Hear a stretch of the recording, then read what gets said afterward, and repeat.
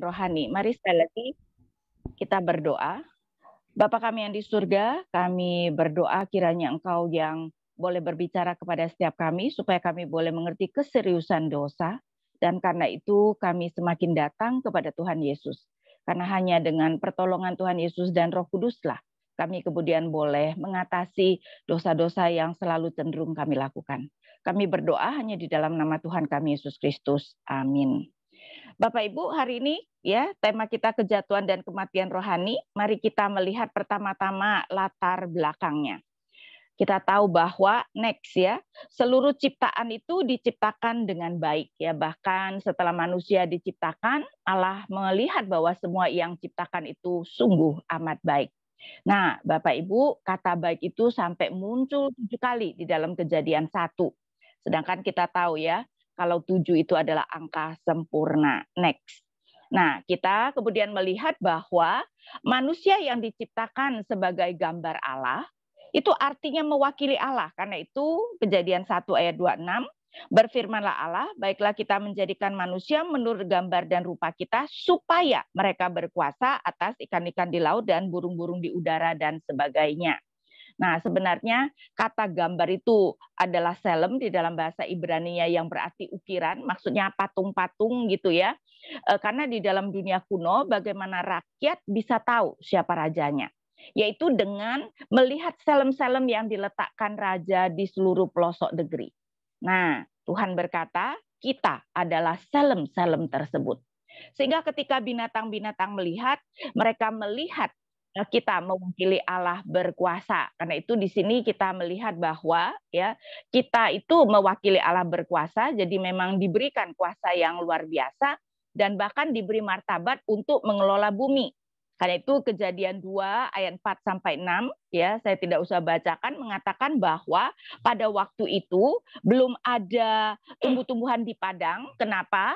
Karena tentu saja karena belum ada manusia ya, sehingga kita melihat kalau itu adalah memberikan martabat kepada manusia. Nah, kemudian kita melihat juga Kejadian 2 ayat 9. Lalu Tuhan Allah menumbuhkan berbagai-bagai pohon dari bumi yang menarik dan yang baik untuk dimakan buahnya. Allah juga memberikan berbagai macam pohon yang baik, menarik dan baik. Nah, Bapak Ibu, baik itu misalnya untuk pertumbuhan kita, untuk kesehatan kita. Tapi menarik itu adalah untuk kenikmatan kita.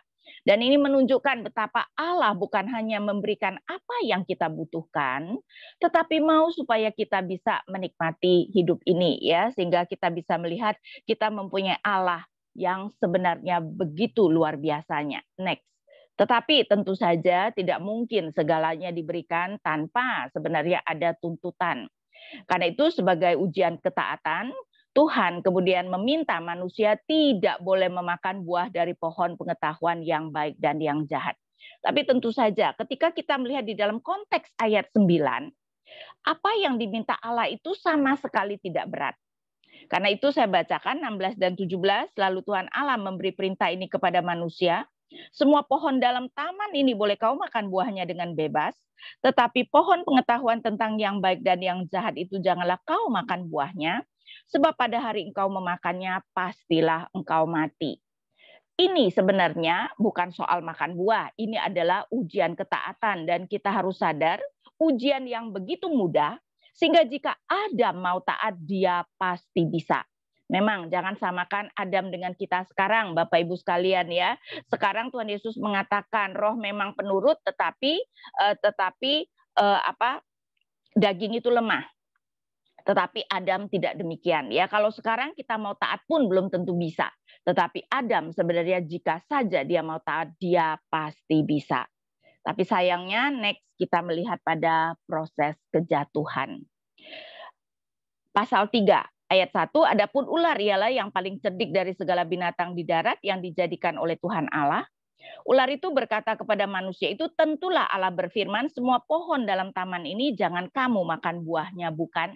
Nah, kita bisa melihat bahwa dengan sengaja ya si ular itu yang saya lihat sebagai mewakili iblis mengaburkan kebaikan Allah. Dia tahu persis apa yang Allah katakan dan dia menambahkan tidak. Ya, kalau Allah mengatakan semua boleh dimakan dengan bebas, dia menambahkan tidak. Kenapa? Karena ular mengerti sekali, Bapak Ibu, kita itu tidak akan mudah untuk digoda kalau kita bersyukur dengan apa yang kita miliki.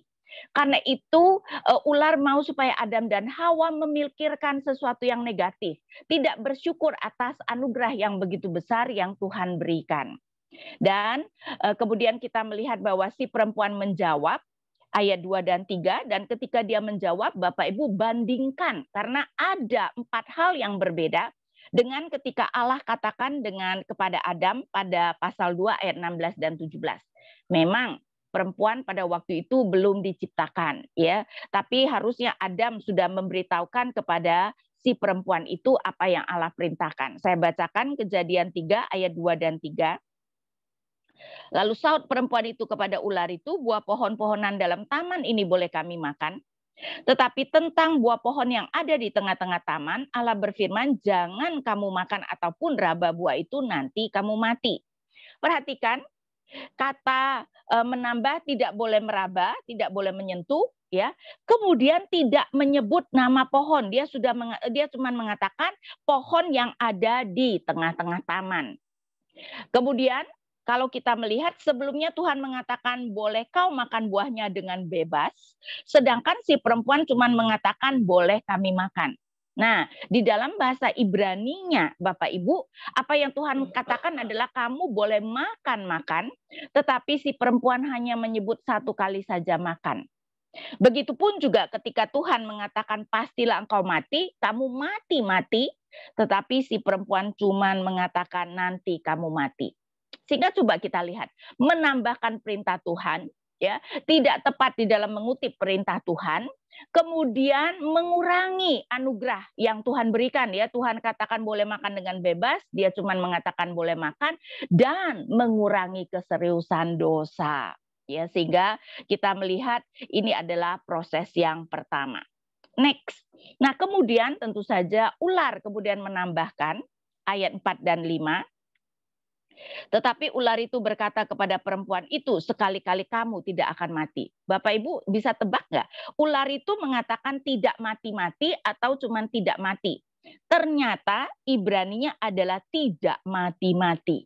Berarti dia persis tahu apa yang Tuhan katakan, kamu akan mati-mati, dan sekarang menambahkan tidak. Dan kita bisa melihat, ya, ular sangat atau iblis sangat mengerti perintah Tuhan. Dalam hal ini bahkan lebih baik dari si perempuan. Dan ini karena itu kita harus hati-hati, ya, kalau kita tidak mengerti firman Tuhan dengan baik, maka apa yang terjadi adalah ular dengan mudah, iblis dengan mudah kemudian akan menggoda kita dengan firman Tuhan. Tuhan Yesus di pencobaan di padang gurun saja berani digoda dengan firman, apalagi kita. Dan kemudian dia mengatakan ayat 5, ayat yang sangat penting. Tetapi Allah mengetahui bahwa pada waktu kamu memakannya, matamu akan terbuka, dan kamu akan menjadi seperti Allah, tahu tentang yang baik dan yang jahat. Tentu saja, ya, Bapak Ibu, kita harus tahu bahwa ular banyak berbohong, ya. Kamu akan menjadi seperti Allah. Maksudnya apa? Kamu akan menjadi seperti Allah dan matamu akan terbuka. Dan itu tentu saja membuat mungkin Adam dan Hawa kemudian membayangkan, ya, membayangkan menurut pengertian mereka sendiri. Tapi kemudian di sini juga ada sesuatu yang menarik, karena tentu saja ular akan memberikan half truth dan ada yang benar dari apa yang dikatakan, yaitu dikatakan menjadi seperti Allah walaupun bukan seperti yang mungkin yang persis Adam dan Hawa pikirkan, ya. Kamu akan menjadi seperti Allah, tahu tentang yang baik dan yang jahat. Kira-kira apa artinya kamu akan menjadi seperti Allah, tahu tentang yang baik dan yang jahat? Nah, kesulitan kita adalah kita membaca dari Alkitab yang diterjemahkan, ya, dan sering sekali, dan memang antara bahasa Ibrani dengan bahasa Indonesia kata-kata itu tidak benar-benar sepadan. Karena itu kita berpikir tahu dalam konteks Indonesia, bahasa Indonesia, dan kita kemudian berpikir artinya adalah membedakan. Ya, jadi seakan-akan kamu sekarang tahu membedakan yang baik dan yang jahat. Tapi apakah Adam tidak tahu membedakan yang baik dan yang jahat sebelumnya? kan sudah tahu, kalau tidak dia tidak tahu harus taat kepada Tuhan. Dan kelihatannya di sini ada kaitannya dengan menjadi seperti Allah. Apa artinya tahu tentang yang baik dan yang jahat dan menjadi seperti Allah? Pertama, kata tahu itu di yada di dalam bahasa Ibrani menunjukkan relasi yang intim, bahkan Kejadian 4 ayat 1. Kemudian manusia itu bersetubuh dengan Hawa, itu adalah kata tahu. Karena itu kenapa Alkitab Inggris, then Adam knew his wife. Jadi kata tahu itu bisa menunjukkan relasi yang intim, bahkan relasi suami istri. Karena itu Tuhan Yesus kalau mengatakan aku tidak mengenal seseorang, orang itu tidak masuk surga, berarti tidak mempunyai relasi dengan Tuhan Yesus. Karena itu Tuhan Yesus mengatakan aku mengenal domba-dombaku dan domba-dombaku mengenal aku. Tapi ketika kita mencoba memasukkan kepada Kejadian 3 ayat 5, kamu akan menjadi seperti Allah, memiliki relasi yang intim dengan apa yang baik, tetapi kemudian juga yang jahat yang tidak masuk akal, ya. Masa Allah memiliki relasi yang intim dengan yang jahat. Nah, kata ini mempunyai arti yang berbeda, arti yang lain. Kita tahu ya, Bapak Ibu, sebuah kata itu sering sekali sebenarnya memiliki lebih dari satu arti. Dan kata itu adalah menentu atau memilih yang muncul di dalam Kejadian 18 ayat 19 di mana Allah berkata, aku telah yada memilih dia. Bicara tentang memilih Abraham. Nah, kalau kita memasukkan di sini, kamu akan menjadi seperti Allah, memilih sendiri apa yang baik dan yang jahat, ya. Dan memang hak prerogatif Allah adalah menentukan atau memilih apa yang baik dan yang jahat, dan itu tidak boleh kita lakukan. Apa yang Allah katakan baik seharusnya kita anggap baik, ya. Tetapi bayangkan apa yang ditawarkan oleh ular. Kamu boleh memilih sendiri apa yang baik dan yang jahat. Bapak Ibu, itu adalah tawaran yang menarik tidak? Artinya si iblis mau berkata kepada Adam dan Hawa, kamu tidak perlu lagi taat pada Allah. Kamu boleh memilih sendiri apa yang kamu anggap sebagai yang benar dan yang jahat. Next. Tidak mengherankan kita melihat ayat 6 bagaimana mereka mengabaikan kehendak Tuhan, ya, ayat 6. Perempuan itu melihat bahwa buah pohon itu baik untuk dimakan dan sedap kelihatannya. Lalu lagi pula pohon itu menarik hati karena memberi pengertian. Lalu ia mengambil dari buahnya dan dimakannya dan diberikannya juga kepada suaminya yang bersama-sama dengan dia, dan suaminya pun memakannya.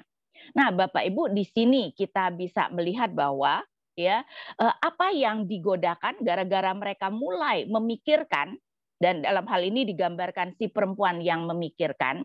Nah, di sini ada sebuah kesalahan fatal yang dilakukan si perempuan dan juga tentu saja Adam yang ada di sebelahnya. Yaitu apa? Ketika Allah mengatakan tidak, mereka masih menimbang-nimbang. Berarti mereka menggantikan otoritas Allah dengan otoritas mereka sendiri. Mereka menimbang-nimbang apa yang menurut mereka baik, dan tidak mengherankan akhirnya jatuh. Karena kemudian terjadilah 3 godaan. Menarik bahwa apa yang terjadi di sini persis digodakan kepada Tuhan Yesus di padang gurun. Pertama, dikatakan bahwa buah pohon itu baik untuk dimakan, keinginan daging. Ya, kita tahu bahwa Tuhan Yesus juga dicobai dengan keinginan daging, ya. Dia berpuasa dan 40 hari sudah lapar, dan iblis berkata, ubahlah roti menjadi batu menjadi roti. Kita tentu saja mengerti ya, keinginan daging itu begitu sulit ya. Buktinya kita sakit, ada makanan kesukaan kita di depan, waduh itu benar-benar sulit untuk kita tidak makan. Kemungkinan kebanyakan kita tetap akan makan, bukan? Yang kedua adalah keinginan mata, karena kemudian dikatakan bahwa lagi pula pohon itu dan sedap kelihatannya, sedap kelihatannya.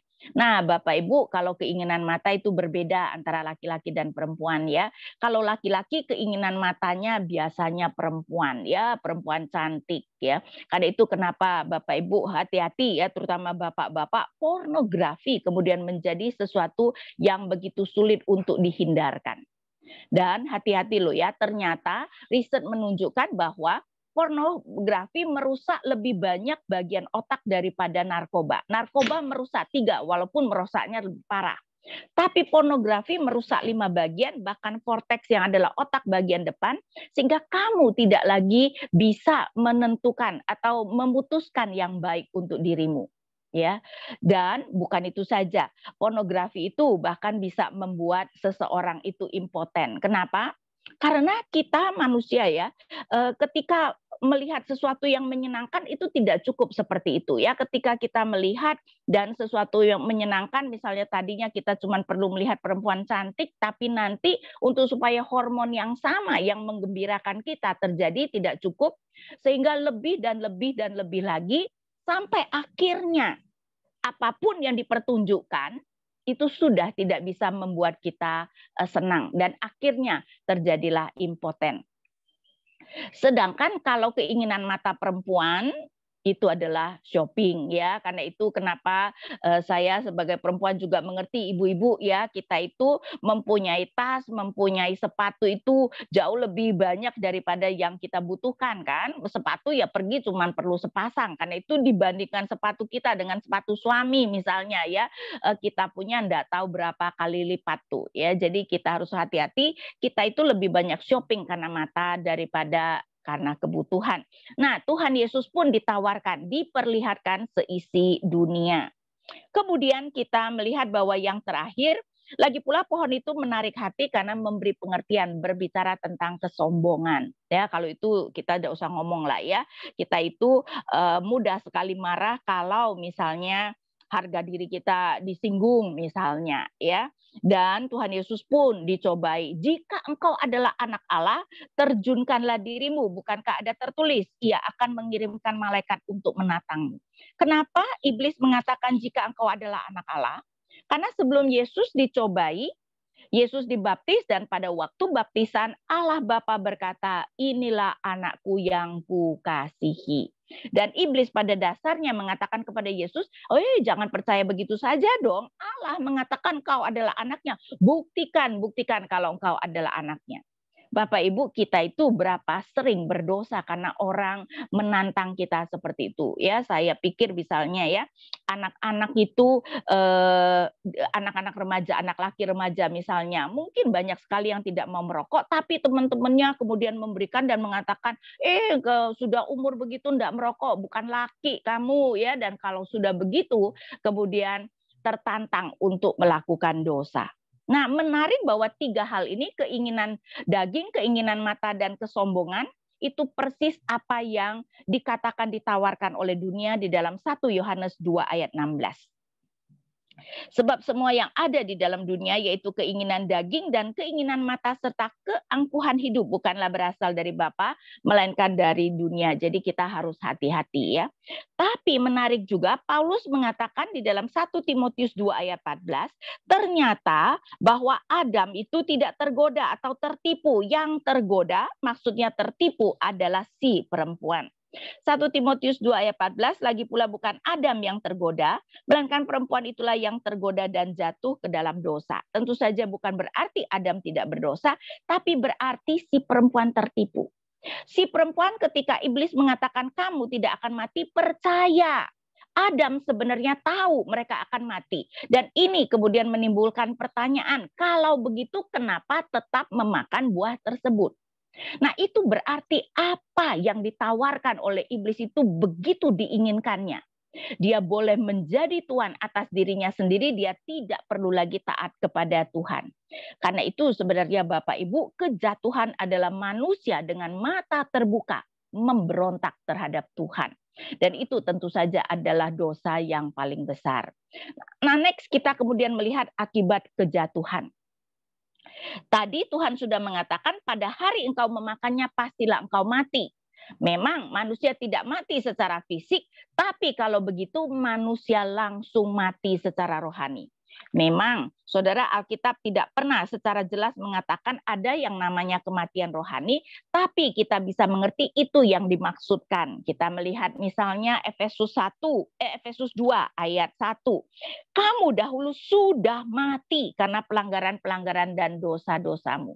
Ya, sorry, itu Efesus 2 ayat 1 dan 2 maksudnya ya, bukan ayat 12, saya yang salah mengetiknya. Ayat 2, kamu hidup di dalamnya karena kamu mengikuti jalan ini, karena kamu mentaati penguasa kerajaan angkasa, yaitu roh yang sekarang sedang bekerja di antara orang-orang durhaka. Artinya sekarang kita taat kepada iblis. Ya, setelah Adam jatuh dalam dosa, semua manusia hidup atau dilahirkan dengan taat kepada iblis. Nah, baru setelah kita menjadi orang percaya, kita kemudian bisa dirampas Tuhan Yesus dari kerajaan iblis.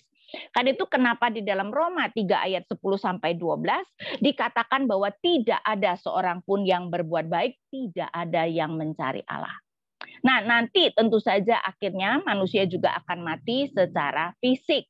Karena itu di dalam Kejadian 5, ketika berbicara tentang silsilah Adam melalui Set, Adam mencapai umur sekian, lalu ia mati. Set mencapai umur sekian, lalu ia mati. Jadi pada akhirnya manusia akan mati secara fisik. Tetapi bukan itu saja, Tuhan kemudian memberikan hukuman secara khusus kepada perempuan dan laki-laki.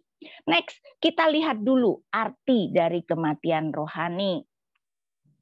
Pertama-tama hilangnya komunikasi dengan Allah ya. Kalau kita baca di dalam Kejadian 3 ayat 8 ketika mereka mendengar bunyi langkah Tuhan Allah yang berjalan dalam taman itu pada waktu hari sejuk, bersembunyilah manusia dan istrinya itu terhadap Tuhan. Manusia sekarang takut untuk berjumpa dengan Allah karena memang manusia berdosa tentu saja tidak berani berjumpa dengan Allah yang kudus. Kemudian hilanglah kebenaran. Kita tahu ceritanya ya. Allah kemudian bertanya kepada si Adam, ya siapa yang memberitahukan bahwa engkau telanjang? Dan kemudian ayat 12 manusia itu menjawab, perempuan yang kau tempatkan di sisiku, dialah yang memberi dari buah pohon itu kepadaku, maka aku makan. Hilangnya kebenaran. Memang apa yang dikatakan Adam itu tidak salah, tapi it's a half truth. Dia tidak mengatakan kalau dia bersama-sama dengan istrinya. Karena kalau tadi di dalam Kejadian 3 ayat 6, ya, setelah perempuan itu mengambil dari buahnya dan dimakannya dan diberikannya juga kepada suaminya yang bersama-sama dengan dia dan suaminya pun memakannya.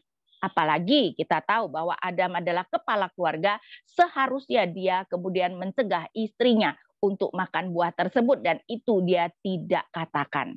Jadi di sini kita melihat hilangnya kebenaran dari manusia. Next, kita kemudian melihat hilangnya kedamaian. Ada kedamaian kosmik yang hilang, nanti kita akan fokuskan ya di dalam Kejadian 3 ayat 15, permusuhan antara keturunan ular dan keturunan perempuan. Hilangnya juga kedamaian fisik karena sekarang dikatakan bahwa perempuan akan susah payah mengandung dan melahirkan, nanti manusia juga harus bekerja dengan susah payah. Kemudian hilangnya relasi dalam keluarga dan dengan alam, dan itu pun nanti kita akan fokuskan ya di dalam Kejadian 3 nantinya. Nah, next kita kemudian juga melihat hilangnya kehidupan Bapak Ibu. Karena kemudian di ayat 19 dikatakan bahwa manusia akan mati. Dan karena itu sekarang manusia tidak boleh makan buah dari pohon kehidupan. Karena itu Tuhan kemudian ya mengusir manusia dan kemudian menjaga memerintahkan kerub menjaga pohon kehidupan. Kemungkinan yang terjadi adalah setelah manusia jatuh dalam dosa, kalau dia makan buah dari pohon kehidupan, dia tidak akan mati secara fisik. Hilangnya rumah, manusia diusir dari rumah mereka di Taman Eden. Nah, Taman Eden, Bapak Ibu, nanti dikenal sebagai Kanaan di bumi setelah air bah ya. Kenapa kita melihat bahwa itu adalah Kanaan? Karena kalau kita melihat di ayat 8, selanjutnya Tuhan Allah membuat taman di Eden. Jadi Taman Eden itu lebih kecil dari Eden. Dan Eden itu kemudian ada suatu sungai yang mengalir menjadi 4 cabang. 2 cabang itu Tigris dan Efrat itu di Mesopotamia. 2 cabang lagi memang kita tidak tahu. Tetapi kita tahu daerahnya ya. Yang pertama bernama Pison itu di daerah Hawila. Kemudian ayat 13, sungai yang kedua adalah Gihon dan itu adalah di daerah Kus. Di dalam Kejadian 10 Hawila adalah anak Kus, berarti daerahnya sama, dan Kus itu adalah saudara Misraim, yaitu saudara Mesir. Jadi kita bisa melihat 2 cabang di Mesopotamia, 2 cabang di Mesir, dan bukankah itu adalah dunia purba? Dan kalau kita lihat tengah-tengahnya adalah Kanaan, ya, sehingga Taman Eden itu kemudian dikenal sebagai Kanaan setelah bumi yang setelah air bah. Nah, sekarang kita akan fokus kepada ini, akibat khusus dari kejatuhan.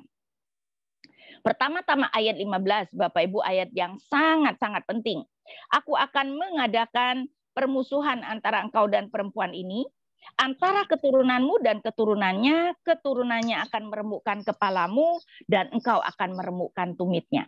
Kenapa Tuhan perlu mengadakan permusuhan?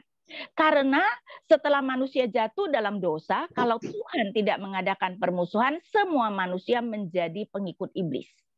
Karena itu Tuhan akan mengadakan permusuhan, dan permusuhan ini adalah 3 level. Yang pertama adalah antara ular yang mewakili iblis dengan si perempuan yang kita tahu nanti namanya Hawa. Kemudian antara keturunan ular dan keturunan perempuan. Nah, iblis tentu saja tidak bisa mempunyai keturunan fisik. Jadi kita harus melihat ini adalah keturunan rohani. Ya, secara fisik semua manusia keturunan Adam dan Hawa, tetapi secara rohani mereka disebut keturunan ular, keturunan iblis, yaitu keturunan orang percaya yang nanti diwakili oleh keturunan Kain, dan keturunan perempuan yaitu keturunan orang percaya yang nanti dalam keturunan Adam diwakili oleh Set. Karena itu kenapa kita tadi mengatakan sekarang ada ya permusuhan atau kedamaian kosmik itu sudah hilang. Karena seluruh dunia sekarang dibagi menjadi 2 garis keturunan. Karena itu kenapa Tuhan Yesus bisa mengatakan dunia membenci aku dan dunia pasti membenci kamu. Kemudian ada level ketiga, dan ini yang paling penting. Keturunannya akan meremukkan kepalamu dan engkau akan meremukkan tumitnya. Dan ini menunjukkan ya bahwa keturunannya itu sebenarnya bahasa aslinya langsung dia laki-laki. Menunjukkan ada seorang laki-laki keturunan perempuan dengan ular yang adalah si iblis. Dan tentu saja kita tahu itu adalah Mesias, karena itu ini adalah Injil pertama. Ya, karena itu kita melihat bahwa dari awal sekali Tuhan sudah memberikan kita Injil yang pertama. Nah, tetapi Tuhan tentu saja juga memberikan hukuman kepada manusia. Karena itu next kita melihat. Nah, ternyata Bapak Ibu, Tuhan itu memberikan hukuman itu berbeda ya terhadap laki-laki dan perempuan. Terhadap perempuan ayat 16, firman-Nya kepada perempuan itu, susah payahmu waktu mengandung akan kubuat sangat banyak. Dengan kesakitan kau akan melahirkan anakmu, namun engkau akan birahi kepada suamimu dan dia akan berkuasa atasmu. Relasi dengan anak menjadi sulit. Di sini kita perlu melihat bukan cuma soal mengandung dan melahirkan, tetapi juga membesarkan.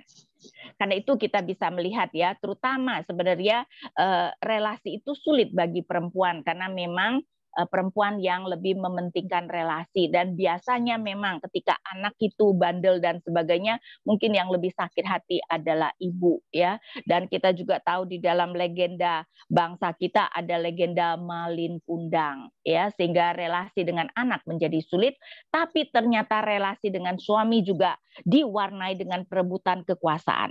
Di akhir ayat 16, engkau akan birahi kepada suamimu. Yang lebih tepat adalah desire ya, di dalam bahasa Inggris hasrat. Nah, apa beda birahi dengan hasrat? Birahi itu adalah salah satu jenis hasrat ya. Birahi adalah sexual desire. Jadi harusnya ini adalah hasrat di dalam konteks yang lebih luas, karena kata yang sama muncul di dalam Kejadian 4 ayat 7 di mana Tuhan berkata kepada Kain, apakah mukamu tidak akan berseri jika engkau berbuat baik, tetapi jika engkau tidak berbuat baik, dosa sudah mengintip di depan pintu. Ia sangat menggoda engkau, tetapi engkau harus berkuasa atasnya. Kata ia sangat menggoda engkau adalah ia berhasrat atasmu. Ya, jadi kalimat yang sama, mirip sekali dengan Kejadian 3 ayat 16, engkau akan berhasrat kepada suamimu dan dia akan berkuasa atasmu. Tuhan berkata kepada Kain, dosa berhasrat atasmu, tetapi engkau harus berkuasa atasnya. Nah, dosa berhasrat apa? Tidak mungkin hasrat birahi kan? Dosa tentu saja berhasrat menguasai. Sehingga kemungkinan tafsiran kita seharusnya engkau akan berhasrat terhadap suamimu, walaupun bisa di dalam hasrat itu ada hasrat birahi, tetapi dia akan berkuasa atasmu. terjadilah perebutan kekuasaan ya Bapak Ibu. Saya rasa kita yang sudah menikah mengangguk-ngangguk tuh ya. Iya, betul sekali, karena memang saya sebagai istri juga harus mengakui tidak mudah untuk tunduk kepada suami ya. Saya tentu saja lebih senang kalau misalnya suami mengikuti apa yang saya mau, kalau misalnya kami berbeda pendapat. Nah, hukuman Tuhan terhadap laki-laki berbeda. Dari ayat 17, karena lalu firman-Nya kepada manusia itu, karena engkau mendengarkan perkataan istrimu dan memakan dari buah pohon yang telah kuperintahkan kepadamu, jangan makan daripadanya, maka terkutuklah tanah karena engkau, dengan bersusah payah engkau akan mencari rezekimu dari tanah seumur hidupmu. Semak duri dan rumput duri yang akan dihasilkan bagimu, dan tumbuh-tumbuhan di padang akan menjadi makananmu. Dengan berpeluh engkau akan mencari makananmu sampai engkau kembali lagi menjadi tanah, karena dari situlah engkau diambil, sebab engkau debu dan engkau akan kembali menjadi debu.